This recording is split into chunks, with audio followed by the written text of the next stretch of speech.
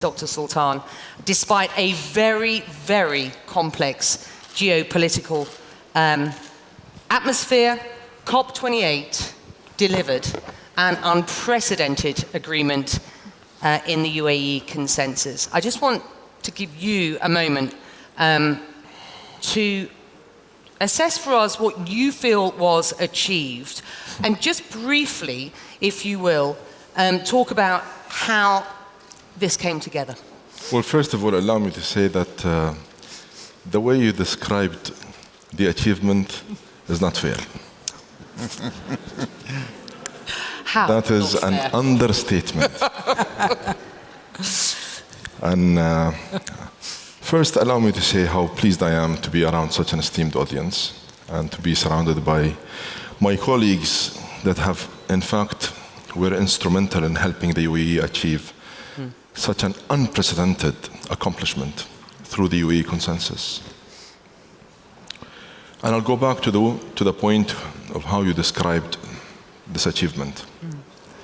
Against all the odds, the UAE was able to deliver an unprecedented, historic, game-changing, the most comprehensive agreement when it comes to addressing the climate challenge. While I fully understand, fully respect, and appreciate all the progress made in the previous 27 COPs, this was a paradigm shift. And we must accept to admit this fact. There's no way around it. And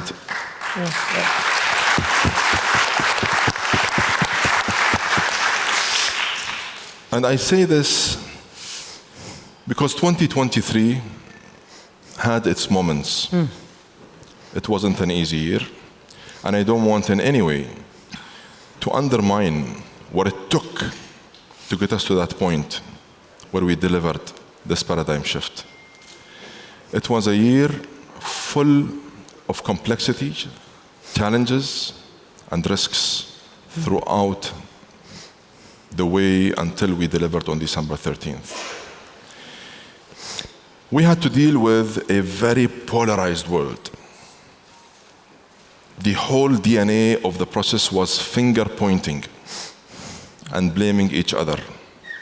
It was our drive, it was our commitment, and it was the UAE's DNA, centered around relationships, partnerships, building bridges, faith, and trust that have helped create a completely different ambience and have helped us have the right momentum to ensure unity and solidarity. And if it wasn't for that mindset, we would not have been able to deliver such a paradigm shift. And again, and I'm sure you already know, since December 13th, I have not had the chance to speak publicly.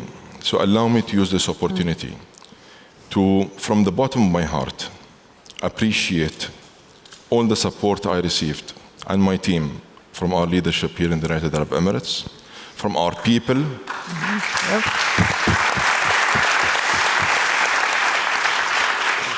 the dedication and commitment of the UAE team is what have made the difference. It is what enabled us at the presidency to stay on course and to be very persistent and consistent with our messaging. Throughout 2023, most of you can remember the attacks we've been under. The many unfounded attacks, the misperceptions, but that's part of the game. We accepted to sign up to that game. And I know, and I say this with full confidence, that we proved the skeptics wrong, and we inspired the optimists with the UAE consensus. Where we stand today is at a position of strength. We have developed a pragmatic, practical roadmap. If the world is serious in addressing this challenge, this is the roadmap that will get us where we want to go. And leave 2050 aside. Our objective was to accelerate and to go for 2030. And I must say, if it wasn't for my colleagues here with me, in this panel, as well as the ministerial pairs, it would have been a very difficult task. Did you ever at any stage during the year, because look, I mean, you're absolutely right to point out, this is a paradigm shift. I mean, this is there is opportunity for this to be a real game changer. And as I pointed out, but only used one term, this is historic and unprecedented. At any point during last year, did you think you wouldn't be able to pull off what you wanted to pull off, which was this acceleration in the efforts towards addressing and doing something significant and practical and pragmatic about climate crisis? Look, I'm probably asking the wrong person. if it wasn't, look, at the end of the day, you're dealing with a team that is very excited, overwhelmed, cautiously progressing the agenda, but very determined. A team that was very determined to make the difference. And it was the overwhelming, unlimited support that we got from His Highness the President of the UAE. And I don't say this just for the sake of saying it. I mean it. He was behind us every step of the way. And every time we would come across a challenge, he has always been very calm and very centered around the fact that he wants us to stay the course and stay focused on the ultimate goals and objectives and the deliverable that we want to achieve by the end of COP. And to leave all this noise aside. While we learned, we've traveled the world. We've engaged with NGOs, civil society, youth, indigenous peoples from all over the world. The campaign that have informed our strategy has never ever been conducted in any preparations for any COP before. That's why we came very prepared. And we knew exactly what challenges we're going to face once we start the negotiation engagement. And while I appreciate that many came with real, genuine interests in helping push this forward, we also had some other agendas that tried to sabotage. But guess what?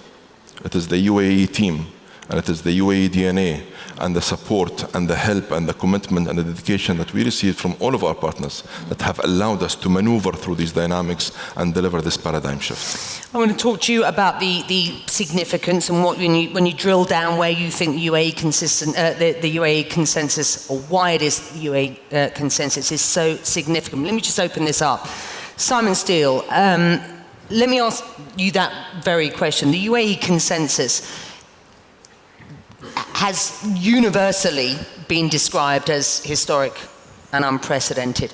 Where do you place it in the paragon of COPs in terms of tangible results? Let's just get a sense from you of its significance.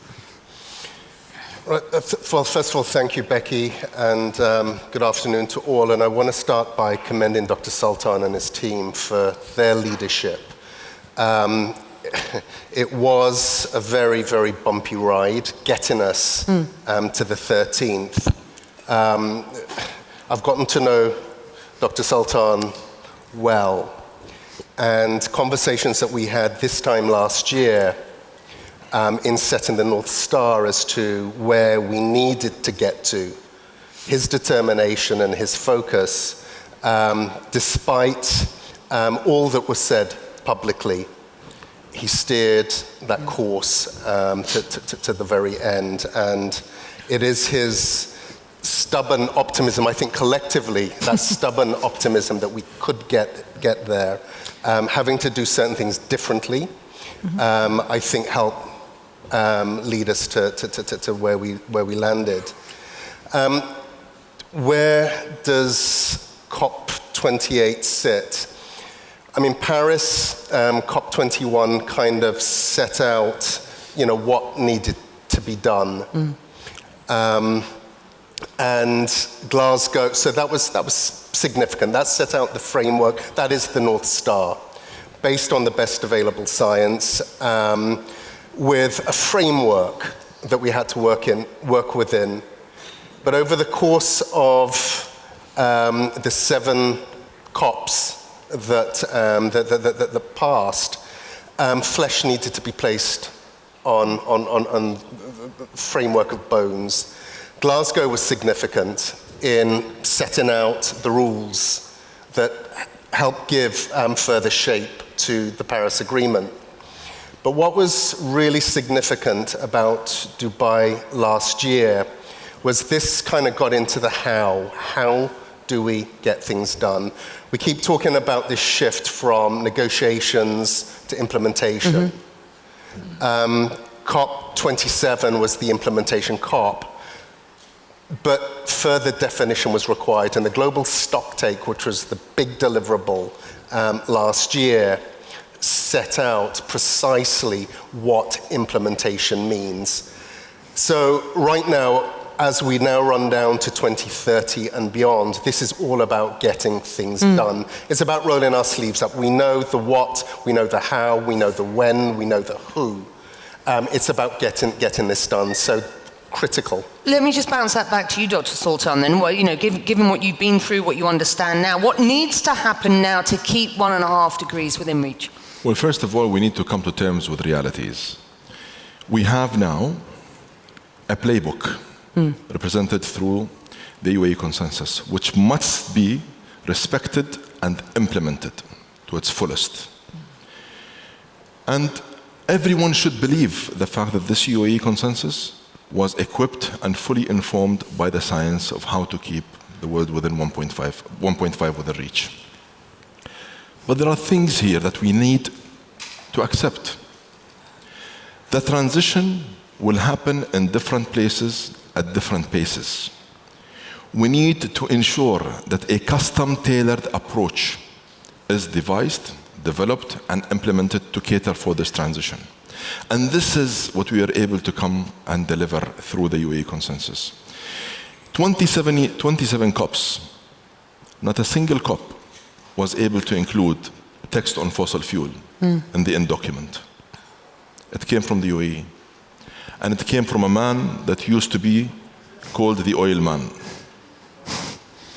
I want those now who used to call me the oil man to step up and explain to me on what basis were they taking that position against the UAE and against the COP28 presidency.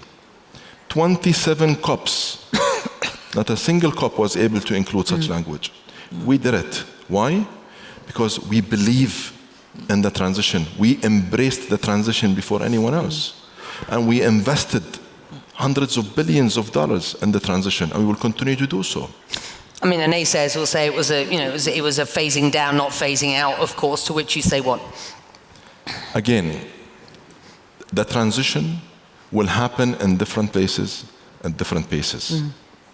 Whether it's, we have to accept the fact that the world today consumes not less than 275 million barrels of oil equivalent. With this transition, we understand that the only source of energy that will increase over time will have to be the least carbon intensive and renewable energy. And that's why, for the first time again, a comprehensive agreement came out of a COP with a very clear target of tripling renewable energy and doubling energy efficiency by 2030. So again, this is simply because of our informed experience, skill set, and the science that we believe in. Sarah, I'm going to come to you and talk about where the road that you are now on towards hosting COP29 and some of the experiences that I'm sure you've already discussed with Dr. Sultan, but that you can take out of the hosting and this listening journey that the UAE went on, because I think we all, those of us who are based in the UAE, went on that journey with Dr. Sultan as well. And it was fascinating to see, and to excuse the phrase, but the drilling down on what was needed to be as fully informed, as Dr. Sultan says, the ultimate negotiated text is. Before I come to you though, sir, Kristalina, it's absolutely clear that we need the financing in place now. I mean, that was one of the key sort of takeouts from this. Not that it would be nice to have, but that it is a must-have, and it has to start now. How can countries leverage the finance and implementation tools, such as the International Financial Institutions, for example, and COP28's action agenda, to ensure that everyone can implement on their climate commitments? Dr. Sultan has already said the pace will be different in different places. But what are you seeing through your perspective at the IMF? Well, let me first say that the most impressive part of being at COP28 was to witness how the impossible gets done. And it was on the very first day of the COP. We had this impossible loss and damage task, and we walk in the COP, and it's done. I actually vividly remember meeting Dr. Sultan and saying, look, you're doing so well that the world should make you the permanent president of COP. How did your team feel about that? And Becky, and then I saw the faces of his team. They were horrified. People who haven't slept for months. In other words, what we need to recognize is that this COP moved the conversation from we shall to we do. And that applies also to the area of finance. We can and we deliver. On finance, I want to stress the three big shifts that has happened this last COP. The first one is the recognition that finger pointing gets us nowhere, and Dr. Sultan said that we have to pull together virtually all hands on deck. There is a role for the public sector, there is a role for international institutions like the fund, there is a role for the private sector. And only when we think collectively how to combine these roles, we can be successful. That translated very directly for us at the IMF, and this is my second point, into clarity of where we are headed next. And it is for the fund to bring our macro policy expertise so countries can bring climate naturally and integrate it in their fiscal policy, in their monetary policy, in their financial policy, and on that basis create the foundation for climate finance. We also recognized that, and this is my third point, that only when we pull together and the whole becomes bigger than the sum of the parts, we will be successful. And I'll tell you, for us at the fund, it means very close cooperation with the World Bank, with the other development banks, and very open and inclusive approach to how we bring private finance on scale in emerging markets. I'm fascinated to hear you speaking like this, because this time last year at the WGS, we were talking about the importance of reform, of rethinking the way that multinational... We talked about this, Dr. Sultan, about how the multilateral development banks worked, whether they were fit for purpose. I'm fascinated to hear you speaking with such clarity today about what has been learned in this kind of, deep dive journey over the past year. So I think for the benefit of those in the room, just give me some examples of what the bank, how the IMF is actually working for the benefit of climate crisis, as it were. Yeah. So, how many of you know what is the IMF? Raise your hand. IMF, you know it? Okay. Excellent. Well-informed audience. What we do is to provide policy support for macroeconomic and financial stability, growth, and employment. And when we think of climate, what is it? One, it is a big destabilizer. Climate shocks affect macroeconomic stability. Two, it is a fantastic opportunity for green growth and green jobs. So what we do, first and foremost, is to bring mitigation, adaptation, transition in our policy discussions. We say tax bad, subsidize good. Tax carbon or put a price on carbon, and provide subsidies for innovation so we can speed up decarbonization. We tell our central banks, you guys need to see how much climate risks are affecting your portfolio. Stress test for them. And I can tell you, we finished a research, it shows that for this region, Dr. Sultan, banks have about 50 billion in projected losses per year because of climate shocks. So quantify and find a way forward. But we are also a financial institution, so we put our money where? Your mouth is, right? Where our mouth tell is. We have created a fantastic instrument. We call it Resilience and Sustainability Trust. 42 billion UAE contributed last year during COP to finance long-term transformation of countries at concessional rates. Jordan and Bangladesh are in our portfolio. And what I'm extremely proud is in one short year, we delivered 17 programs, 9 of them in Africa, where the most vulnerable countries are. And we have 30 programs. If there are people in this room that are interested, please do not hesitate. Call. We are here for you. This afternoon. You're going to be busy this afternoon. Look, those sort of numbers are fantastic, given where we were just discussing where we were at just this time last year. I mean, obviously, you know, it's never enough. I think you'll concede to that. But at least the thinking is there, the sort of the atmospheric infrastructure is there at least. Yeah. Can I just add one thing? Of course, the needs are gigantic. We talk about trillions. And what we have started aggressively tackling is the part of financing that has to come from countries themselves.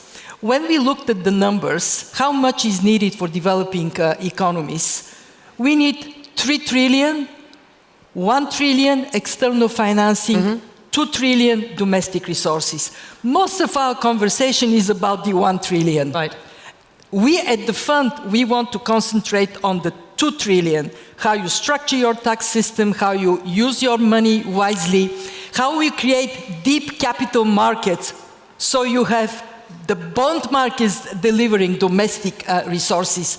And I cannot stress enough how critical it is to get your house in order to have sound macro foundation to raise this money. How does that resonate, Mr. Chowdhury, with you through the lens of Bangladesh and if you will, you know, the kind of wider global South perspective at this point?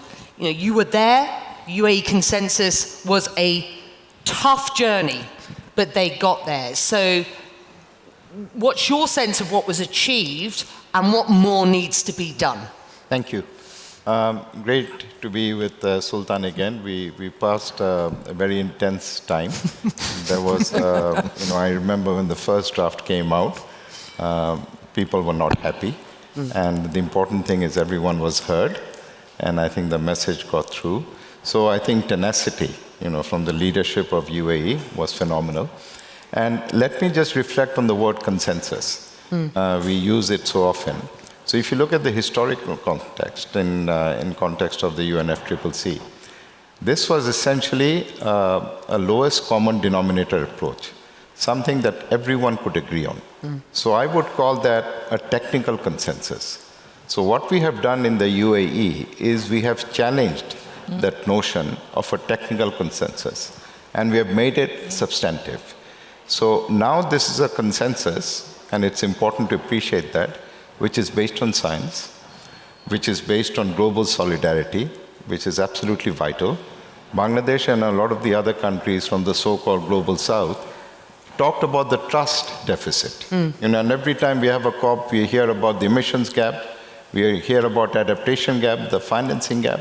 But for us, it was a trust gap, because the COP process was really a promise unkept. So commitments were made and they were not delivered upon. So this gap widened. I think what we have done is actually, if not fully bridged that gap, we now have a glimpse of what global solidarity can actually look like. And I think that is so, so very important. Can you do what the IMF is asking you to do, and what more support do you need? Are you confident you can now get the funding that you need in principle? The requirements are huge. Like, let's not fool ourselves. You're talking about trillions, not even billions. Loss and damage was groundbreaking. So far, we have got 800 million, and that needs to be upscaled. If you look at adaptation finance, that needs to be upscaled. But I think what is absolutely critical going forward is that we have to solve the problem faster than we are creating it. We cannot be talking about funding for adaptation and at the same time emitting. That the two don't go together. And as they say, if you're in a hole, you stop digging. So I think we have to stop digging that hole. We have to start slowing the train down before we can push it back.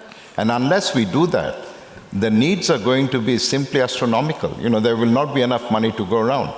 And now we are talking about loss and damage, but it is equally important that you lighten the burden loss and damage by doing effective adaptation. You don't want everything to end up as loss and damage.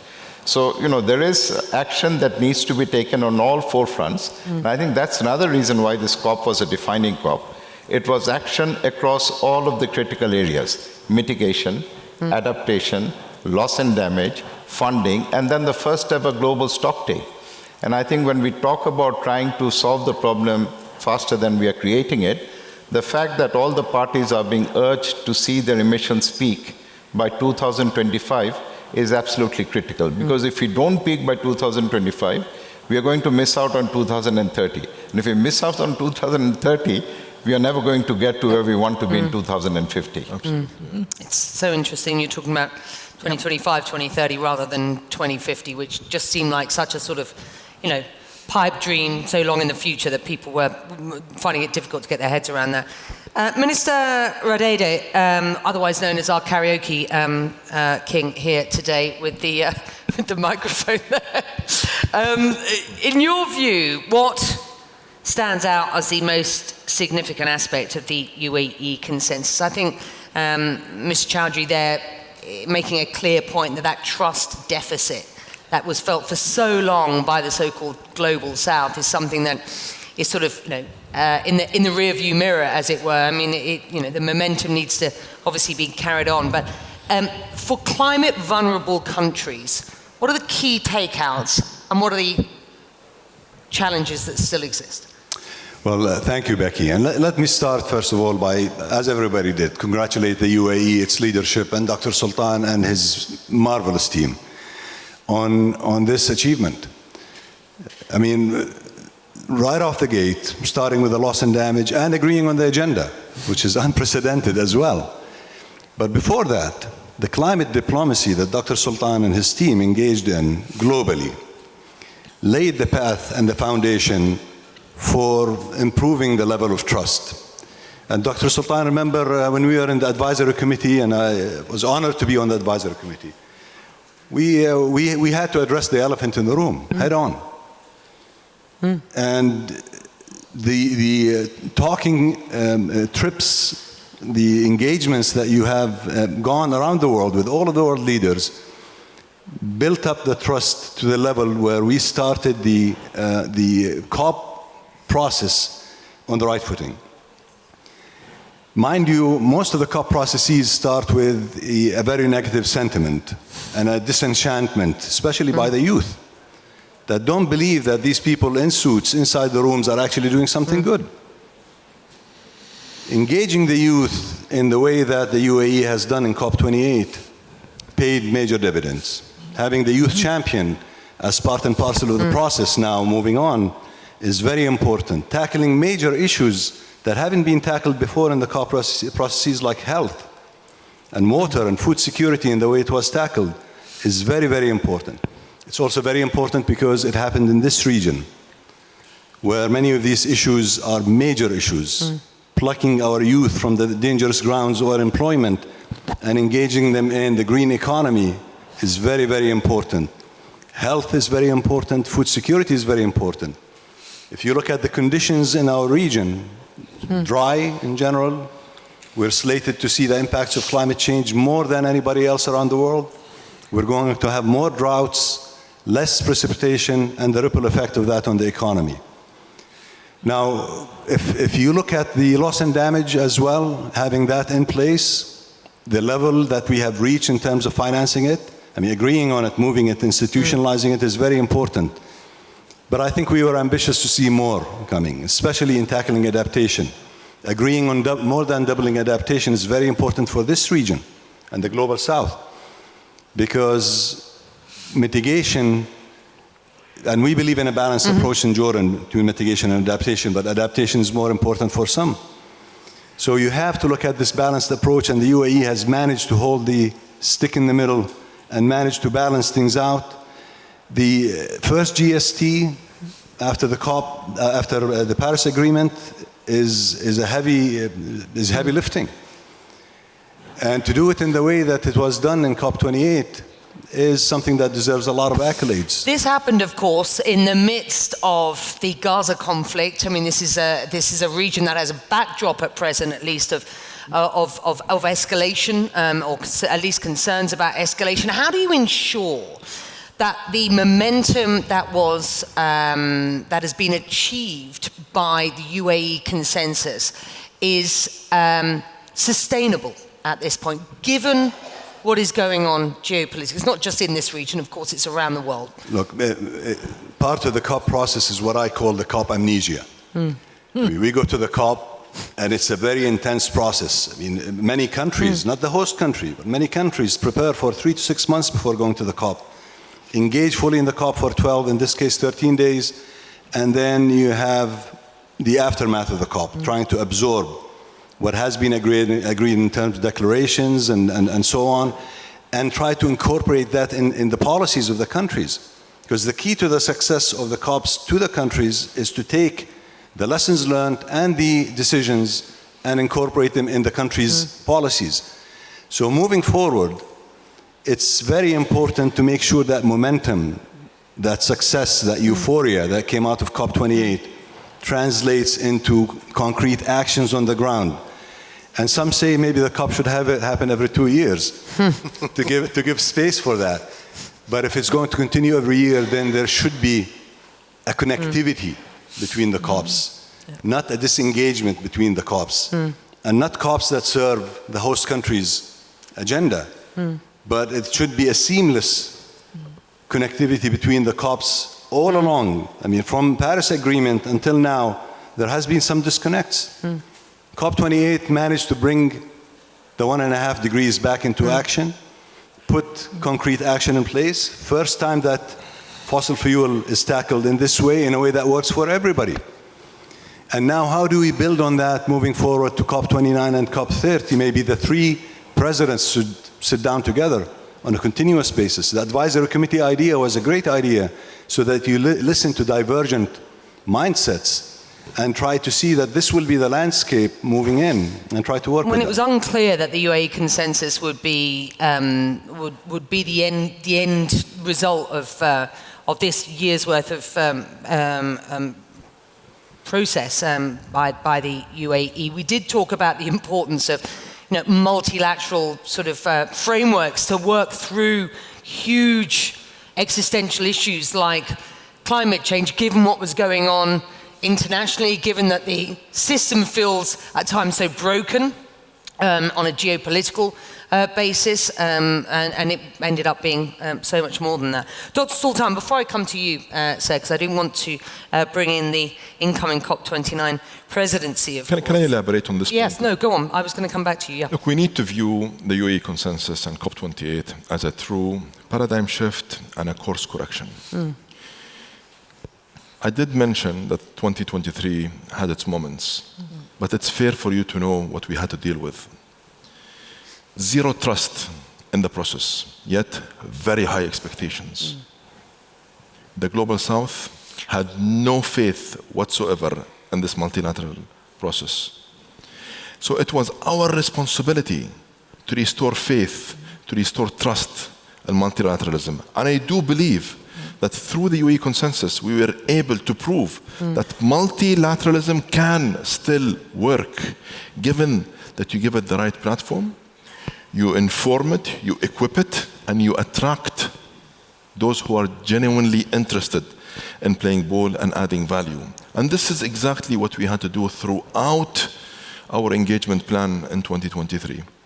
The fact that we are able to get the world to agree on the agenda in the first 10 minutes of the meeting, to many people in this room, this seems as a natural action. No.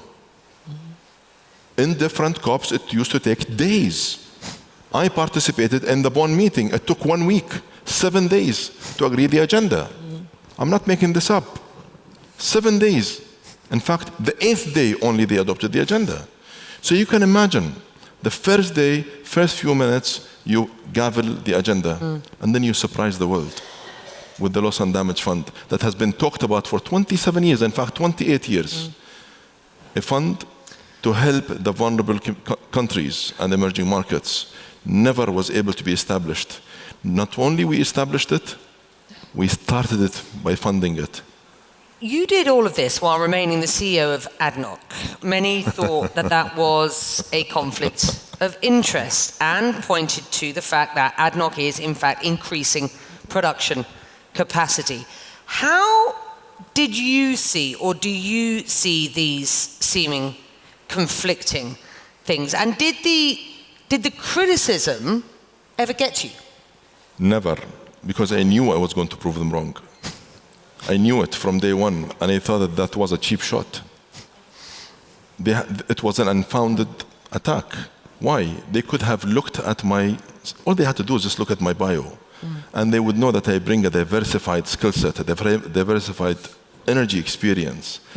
And I think with the UAE consensus, it turned out to be an asset to have someone leading the most progressive, advanced global energy company to lead the COP process. Otherwise, we would not have been able to include the fossil fuel language in the text. So I think it has proved everyone wrong and proved us right, at least for those who are sober enough and those who are seriously and sincerely and genuinely interested in helping address this global challenge. And the fact that they kept going back to ADNOC's increasing production. I'm sorry, I mean, we can always take them back into oil and gas 101. There is a huge difference between increasing capacity and increasing production.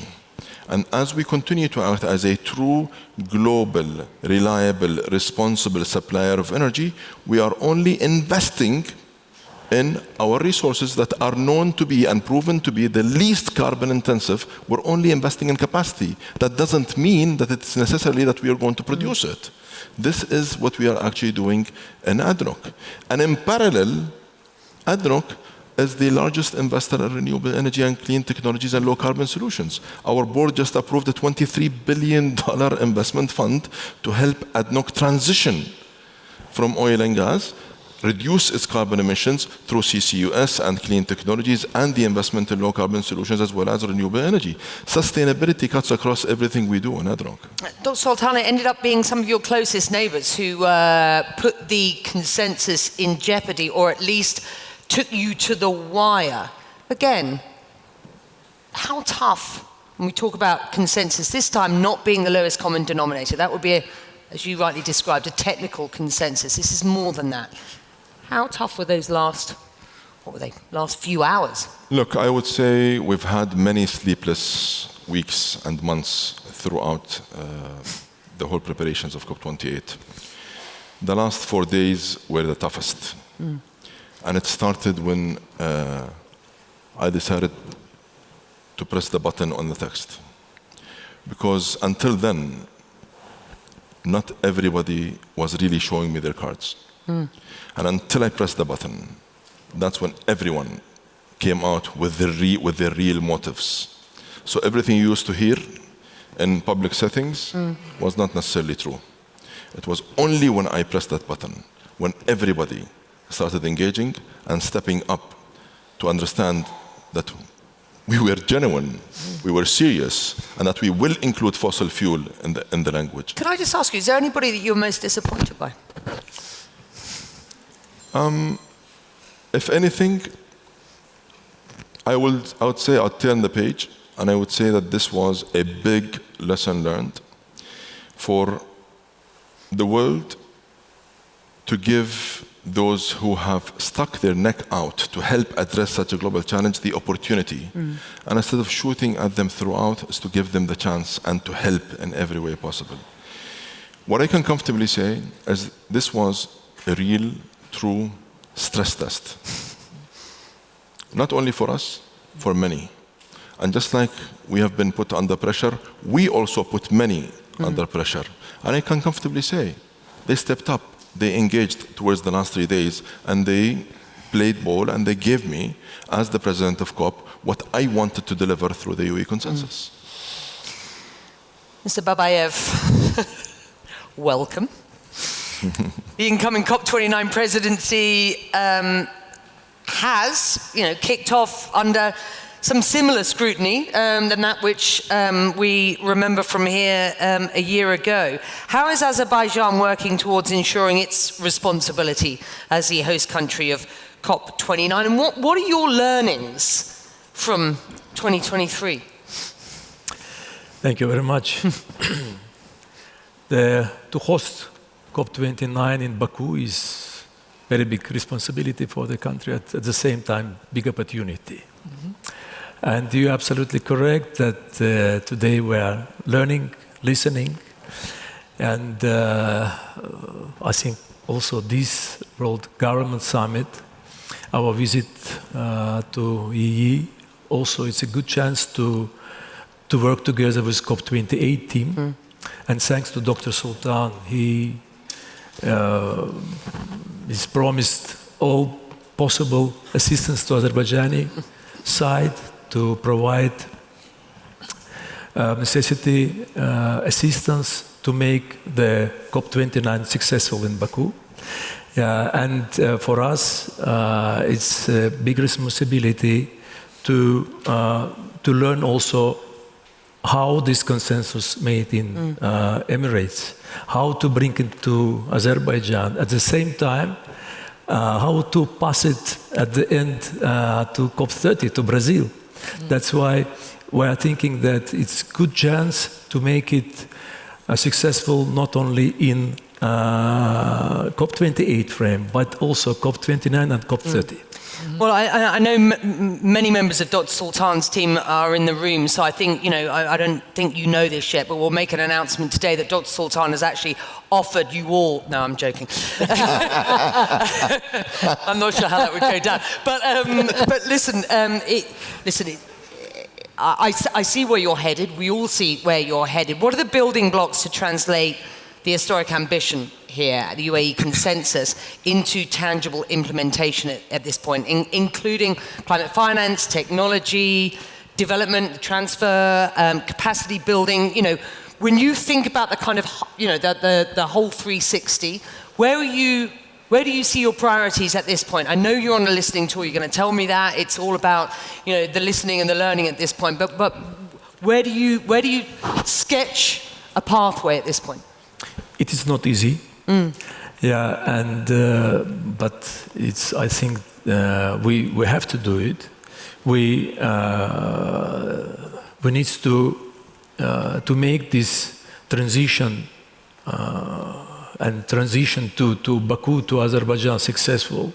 And we are inviting all of the participants, all of the parties, society, youth, all stakeholders to find to make the position closely. Would like to be the interconnector between the global south and developed countries.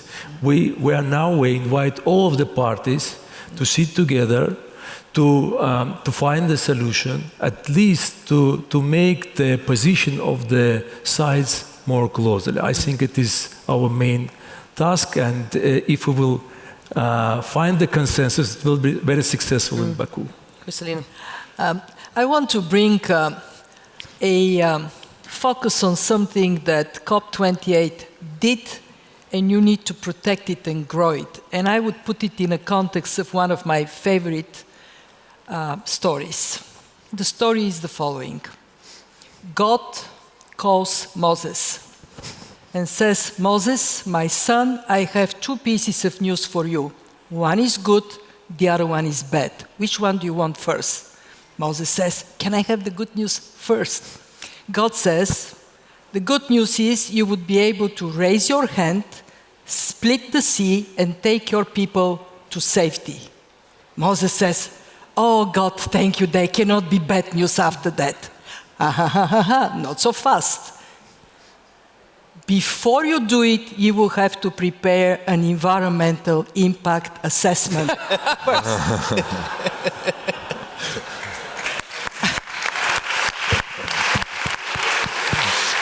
And the reason I'm telling this story is because until COP28, the predominant view was caring for the environment, dealing with the climate crisis is bad news. And you turned this around.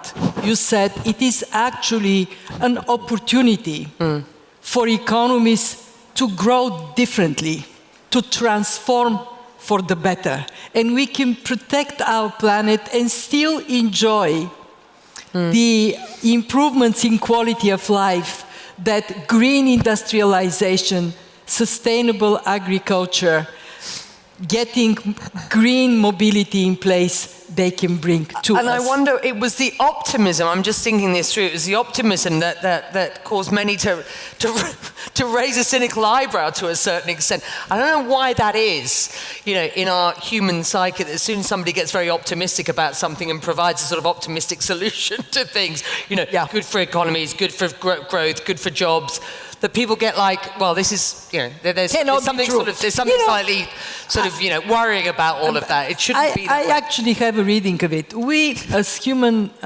beings, we are actually geared to deal with danger. From the days we were getting on our 2 feet to walk, there are the animals, there is this, there is that. So danger actually gears us more than good times. And yet, I beg you, be optimists, because pessimism doesn't deliver much good for human beings. Simon Steele, good for you. Simon Steele, then with an optimistic sort of lens, looking ahead, what do you think is needed to significantly move the needle next for climate action?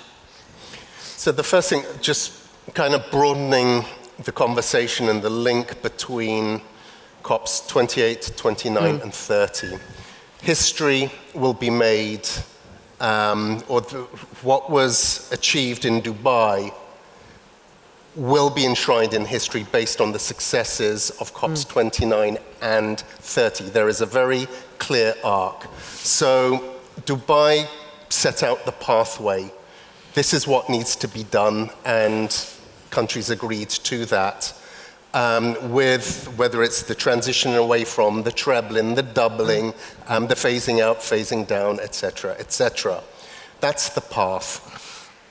The enabler for that, to bring that to reality, is what happens this year with finance, means of implementation, how to actually bring those words into life. But where they actually land, where the action starts, is Brazil with COP30, where countries need to come back with their new revised nationally determined contributions. Now, the lack of specificity and prescriptiveness which surrounded the global stocktake, countries have to be specific and prescriptive in terms of what they're doing, economy-wide, all greenhouse gases. But without success this year, and the finance community has a heavy lift and responsibility, but then piecing that together with those nationally determined contributions which are developed this year. And it's the combining of these three that I believe that optimism can actually be celebrated. So right now, we cannot rest. Yeah. With all that was achieved, it is never enough. We have to now build on that. And Minister Babayev and the team have their work cut out for them with support. And an innovation that we're bringing is this troika. So to build on the energy and the momentum coming out of Dubai, together with the delivery responsibility right now of the Azerbaijani presidency, but then Brazil, and their energy that they are bringing forward, and how the three presidencies can work together to land 1.5. Because without putting a dampener on the kind of lens of optimism here, I mean, you convinced that, and we talked to Dr. Sultan at the outset here about what needs to happen now to keep 1.5 degrees centigrade within reach. You're convinced we can do that, are you? We have no choice. That's the fundamental reality. There is no choice. There is no alternative. And we need to change the mindset. We need to adopt a can-do attitude.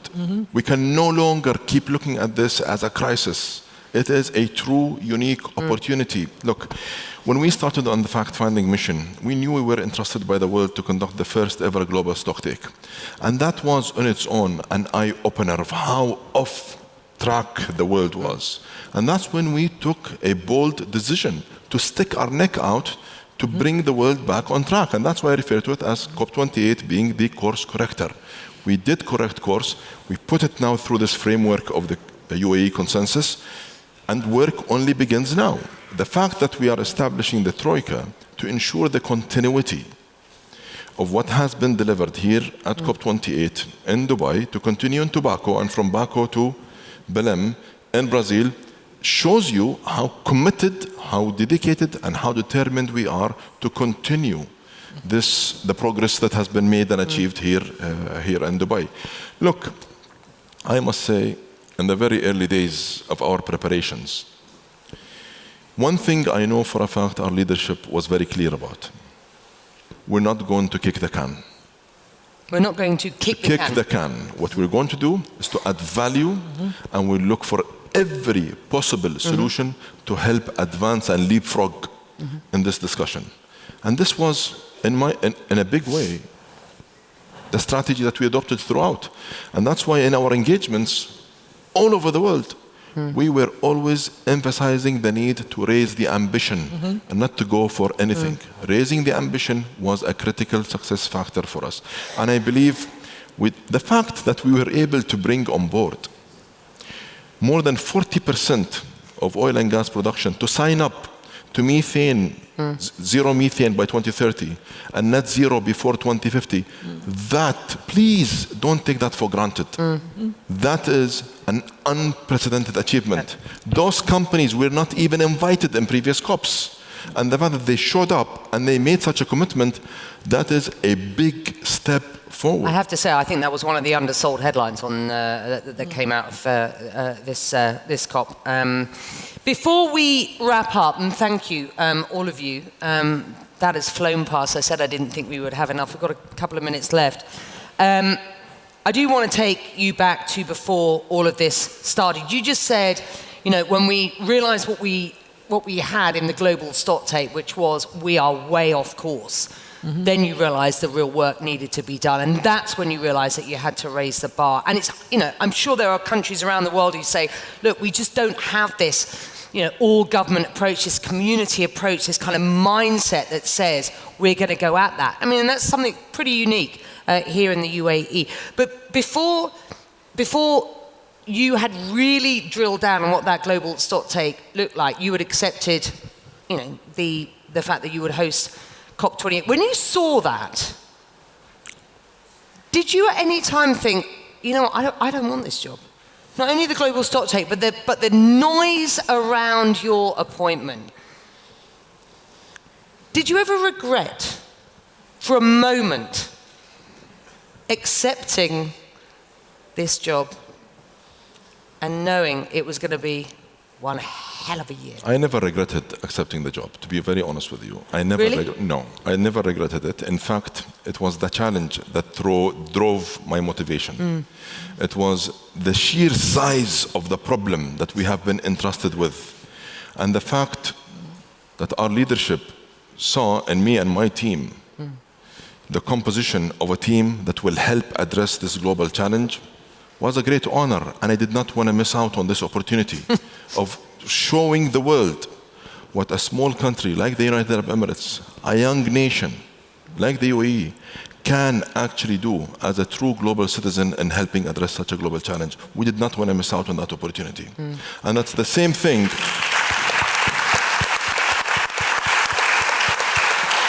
And it's the same thing when we were being pulled and pushed in different directions by many to include or not to include fossil fuel. I did not blink for a second with the fact that I did not want to miss out on that opportunity. Fossil fuel language was going to come today, tomorrow, or the day after in that text.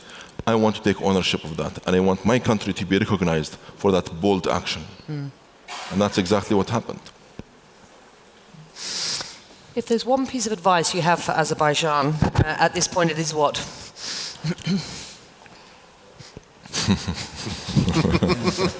Don't regret accepting.